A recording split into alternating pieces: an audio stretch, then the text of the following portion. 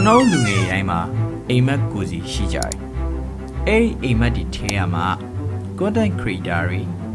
blogger တွေ storytelling တွေ script writer တွေ video editor အစရှိတဲ့ social media ပေါ်မှာပေါ့ပါနဲ့လှုပ်ချင်ကြတဲ့လူငယ်တွေအများပြားရှိကြပါတယ်။သင်တန်းတွေဆိုတာလေမူလိုပေါင်းအများကြီးရှိတာပါ။အဲ့ဒီမှာကျွန်တော်တက်ဖြစ်ခဲ့တာခီးသွွားဗီဒီယိုတွေနဲ့ဒါအများဆုံးသိကြတဲ့ကိုအောင်စုပိုင်ရဲ့ဒါ Creative Vibe Academy ဆိုတဲ့သင်တန်းတစ်ခုအကြောင်းကိုကျွန်တော်ကြုံတွေ့ခဲ့ရသမျှဒီဗီဒီယိုမှာပြောပြပေးချင်ပါတယ်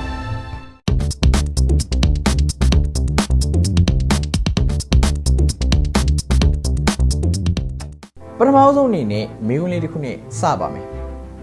အဲ့ဒါကတော့ဒီသင်တန်းကိုတက်ပြီးသွားတဲ့အခါမှာကိုမှန်းထားတဲ့ပန်းနိုင်တစ်ခုကိုရောက်ရလား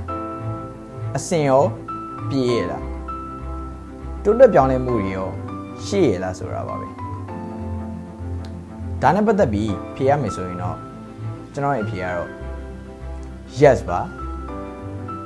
ဒီစကားကဟုတ်တယ်မဟုတ်ဘူးဆိုတာကတော့အခုကျွန်တော်ရဲ့ဗီဒီယိုကသက်သေပါပဲကျွန်တော်သုံးထားတဲ့ lighting တွေကင်မရာထားသူတွေအခုလို confidence ရှိပြောနိုင်ဖို့တွေ secret ဒါတွေကဗီဒီယိုတစ်ပုဒ်မှာ quality ဘယ်လောက်ထိရှိတယ်ဆိုတာကိုဒါမိတ်ဆွေတို့လည်းခံမှန်းမိကြမှာပါပြီးတော့ဒီသင်တန်းမှာကျွန်တော်မှန်းထားတဲ့အရာတွေထက်တောင်ပိုတယ်လို့ပြောလို့ရပါတယ်ဘာလို့လဲဆိုတော့ကျွန်တော်မှာဒီသင်တန်းမှာသင်မဲ့သင်ခန်းစာတွေကိုဒါစိတ်ဝင်စားလို့တက်ခဲ့တာကိုယ်တိုင်ဘယ်လမ်းကြောင်းကိုရှောက်ပြီးဘာတွေလုပ်ရမလဲဆိုတာမသိခဲ့ဘူးဆိုလိုတာက content creator ပဲလုပ်ရမှာလား video editor ပဲလုပ်ရမှာလား storytelling တွေပဲပြောရမှာလားအစရှိဖြစ်ပေါ့လေဒါပေမဲ့ငါဒီသင်တန်းမှာတက်လိုက်ရင်တော့ငါတို့လမ်းကြောင်းတစ်ခုခုတော့ပေါ်လာမှာပါဆိုတဲ့စိတ်နဲ့ကျွန်တော်တက်ခဲ့တာထင်ထားတဲ့အတိုင်းပါပဲကျွန်တော်သင်တန်းကာလတစ်ခုမှာကျွန်တော်တို့လမ်းကြောင်းတစ်ခုပေါ်လာခဲ့ပါတယ်ဒါကကျွန်တော်တို့ရဲ့ instructor တွေကနေပြီးတော့ဒါဆရာဟင်းစော်ဦးကနေပြီးတော့ကျွန်တော်ကိုယ်တိုင်ဘယ်လမ်းကြောင်းကိုရှောက်ရမလဲဆိုတော့ဒါကျွန်တော်လမ်းပြပေးခဲ့တယ်ဆိုရင်လည်းမမှားပါဘူးဆိုတော့ဒီကနေပြီးတော့ကျွန်တော်ဒါဆရာဟင်းစော်ဦးကိုလည်းကျေးဇူးအများကြီးတင်ပါတယ်လို့ပြောချင်ပါတယ်နောက်ပြီးကျွန်တော်တော်တော်လေးပြင်းနေတယ်မှာပါတယ်လို့ပြောလို့ရတယ်ဘာလို့လဲဆိုတော့ကျွန်တော်သင်တန်းတွေအများကြီးတက်ဖို့တယ်သင်တန်းတိုင်းရဲ့ assignment တွေတော်တော်များများကိုလည်းကျွန်တော် skip တယ်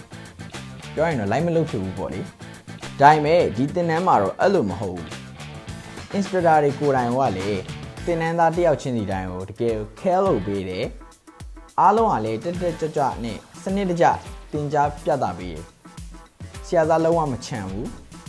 သင်ခန်းစာတွေကလည်းတကယ်ကိုစိတ်ဝင်စားဖို့ကောင်းအောင်အဓိက point တွေကိုလည်းသင်ပေးတယ်အဲ့ဒီຢာတွေကပဲကျွန်တော် assignment တွေမလုပ်ဘဲမနေနိုင်အောင်အရင်ဆွဲဆောင်လုပ်နေလို့ကျွန်တော်မြင်ပါတယ်ပြီးတော့နောက်ထပ်မေးရတစ်ခုကဒီသင်တန်းကိုတက်တဲ့အခါမှာသင်တန်းမှာသင်တဲ့အတိုင်းပဲတွေ့မသိလိုက်လို့ရမှာလားဆိုတာပါပဲအဲ့ဒီအတွက်အဖြေကတော့ no ပါကိုဘယ်လိုပုံစံတွေလုပ်ချင်တယ်ဘယ်လိုပုံစံတွေချပြချင်တယ်ဆိုတာကိုဒါသက်ဆိုင်ရာ instructor တွေအကုန်လုံးမေးမြန်းပြီးတော့ကျွန်တော်တို့သေချာတိုင်ပင်ပြီးတော့ဆွေးနွေးလို့ရပါတယ်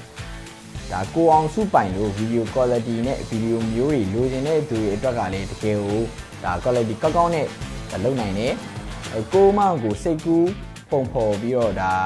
တခြားအသေးသေးအမြင်သက်တွေနဲ့ဒါလုပ်ချင်တဲ့ညီကိုတွေအတွက်လည်းတကယ်ကိုအထောက်အကူဖြစ်စေတယ်ကျွန်တော်တို့တကယ်ဗီဒီယိုကောင်းလေးဖန်တီးနိုင်အောင်ဒါကူညီပေးနိုင်တယ်လို့ကျွန်တော်မြင်မိရယ်ကျွန်တော်တို့သင်တန်းပြီးမှလည်းပျော်ပျော်ရွှင်ရွှင်နဲ့ game တွေကစားကြရတယ်ပြီးတော့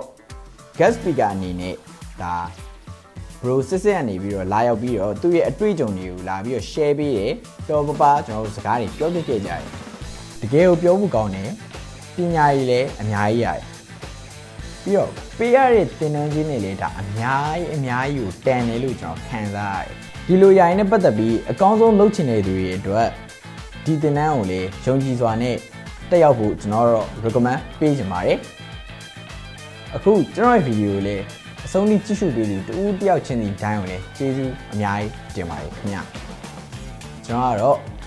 Creative Vibe Academy Batch 5ကသင်တန်းစာနောင်လေးထက်ဖြစ်ပါတယ်